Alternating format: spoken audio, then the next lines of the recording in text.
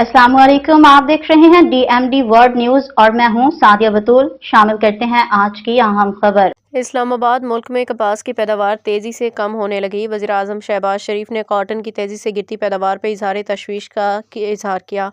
वज़ीर-ए-आज़म शहबाज शरीफ ने कपास की फसल की बहाली के लिए 15 रुकनी कमेटी तश्कील दे दी। वफाकी वज़ीर फूड सिक्योरिटी की सरबराही में कमेटी कपास की फसल की बहाली के लिए 30 दिन में तजावीज़ देगी।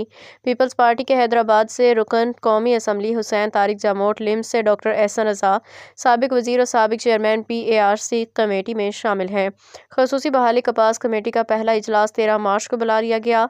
कमेटी बैनुल-अक़वामी मयारात आलूदगी के पैरामीटर्स का जायज़ा लेगी। रुई की गांठों की मुनासिब दर्जा बंदी और मेयारी बनाने के लिए सिफारिशात तैयार होंगी। कमेटी मुल्क भर में कपास की पैदावार बढ़ाने के लिए टेक्निकी तजावीज़ भी पेश करेगी।